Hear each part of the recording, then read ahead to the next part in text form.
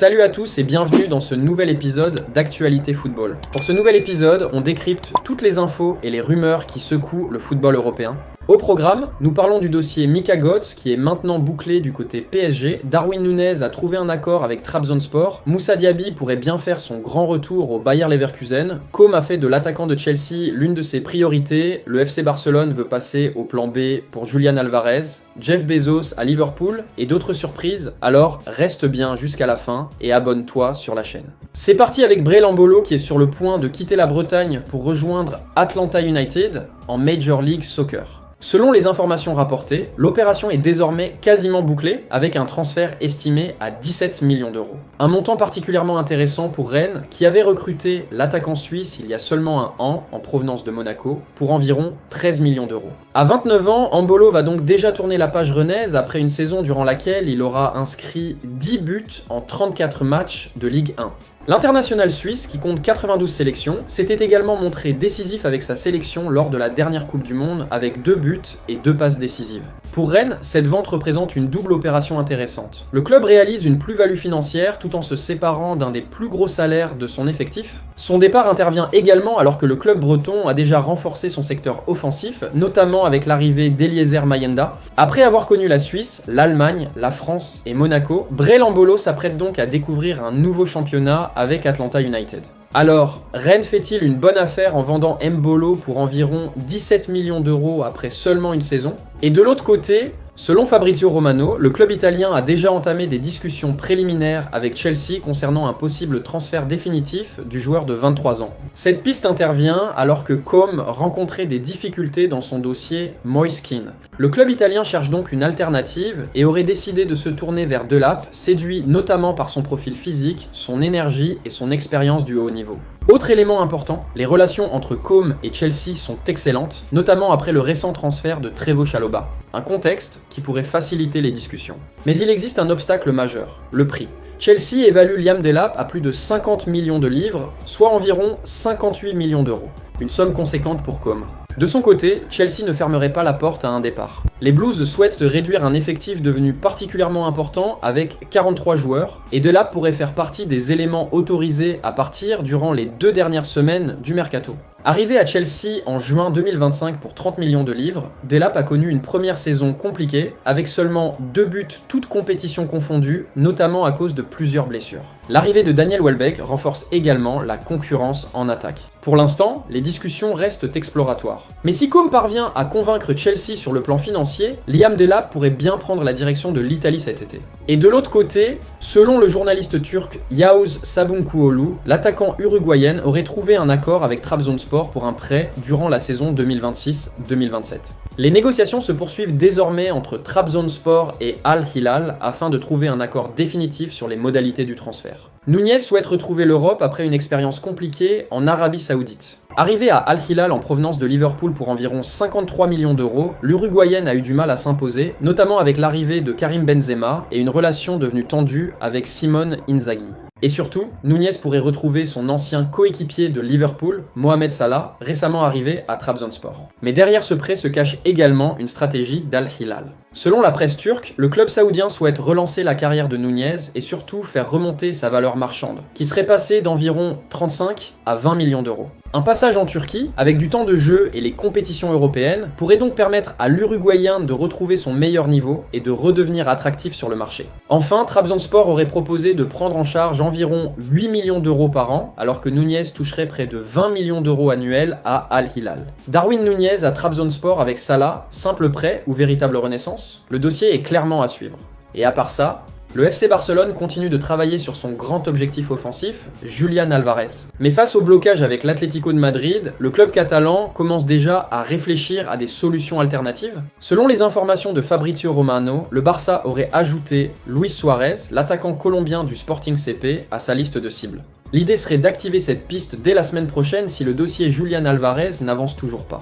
Le profil du Colombien est particulièrement intéressant, Âgé de 28 ans, Luis Suarez sort d'une énorme saison avec le Sporting, avec 38 buts et 9 passes décisives, dont 5 réalisations en Ligue des Champions. Des statistiques qui expliquent pourquoi son nom apparaît désormais dans les réflexions de la direction barcelonaise. Mais attention, son transfert ne serait pas simple. Le Sporting considère Suarez comme un joueur important et le Barça n'aurait, pour le moment, pas encore décidé de passer concrètement à l'offensive. Surtout, Julián Álvarez reste la priorité absolue de Deco et de Hansi Flick. Le Barça espère toujours trouver une solution avec l'Atlético, même si le club madrilène reste inflexible et réclame sa clause libératoire de 500 millions d'euros. Et il y a un élément important à préciser, alors que Fabrizio Romano évoque Luis Suarez comme une alternative possible, Mundo Deportivo rapporte que des sources internes au Barça ont catégoriquement démenti cette piste, affirmant que le club reste entièrement concentré sur Julián Álvarez. Autrement dit, le dossier Suarez est actuellement à prendre avec prudence. Il pourrait effectivement devenir une option si le dossier Álvarez échoue, mais le Barça ne semble pas encore avoir lancé de véritable opération.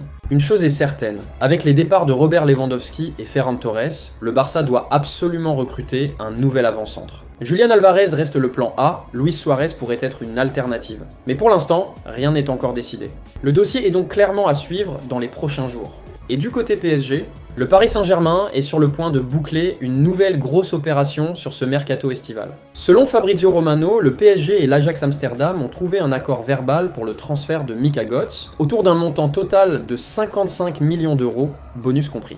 Le dossier a connu une accélération spectaculaire ces derniers jours. Paris avait d'abord proposé 45 millions d'euros, dont 40 millions fixes et 5 millions de bonus. Une offre refusée par l'Ajax, qui espérait récupérer près de 60 millions pour son jeune ailier belge, mais le PSG n'a pas abandonné et a rapidement augmenté sa proposition. Cette nouvelle offensive a finalement permis aux deux clubs de se rapprocher jusqu'à parvenir à un accord autour de ces 55 millions d'euros. Du côté du joueur, la tendance est également très claire. Mika Götze a déjà donné son accord de principe au PSG pour un contrat de longue durée qui pourrait courir jusqu'en 2031 ou 2032. Son agent, Niels de Jong, a confirmé que les négociations sont désormais dans leur phase finale. L'agent a même indiqué que les derniers détails étaient en train d'être réglés et qu'une arrivée à Paris était envisagée très rapidement, notamment pour la visite médicale et les formalités administratives. Götze ne devrait d'ailleurs plus faire partie du groupe de l'Ajax pour le prochain match contre Heerenveen. Et si le PSG décide d'investir autant sur le Belge, c'est aussi parce que ses performances ont convaincu. La saison dernière, le joueur de 21 ans a inscrit 17 buts et délivré 15 passes décisives, toutes compétitions confondues avec l'Ajax. Et il a déjà commencé cette nouvelle saison sur de bonnes bases, avec un but et 3 passes décisives en 4 apparitions. Le transfert n'est donc pas encore officiellement signé, puisque les documents doivent encore être échangés et finalisés. Mais l'essentiel semble désormais acquis. Le PSG et l'Ajax sont d'accord, le joueur veut rejoindre Paris, et Mika Götze se rapproche très sérieusement du club de la capitale pour 55 millions d'euros, bonus compris. Une nouvelle recrue offensive prometteuse pour le PSG qui continue de miser sur la jeunesse et le potentiel pour renforcer son effectif. Et maintenant en Allemagne, selon Sky Sport Deutschland et les informations de Plättigol, l'ailier français de 27 ans a trouvé un accord verbal total avec le Bayer Leverkusen concernant les bases de son futur contrat. Si son retour se concrétise, Diaby devrait s'engager avec Leverkusen jusqu'en 2031. Un contrat longue durée qui montre clairement l'importance que le club allemand accorde à son ancien joueur. Pour rappel, Moussa Diaby a déjà porté les couleurs du Bayer entre 2019 et 2023, avant de rejoindre Aston Villa, puis Al Ittihad en Arabie Saoudite. Mais attention, l'accord avec le joueur ne signifie pas que le transfert est bouclé.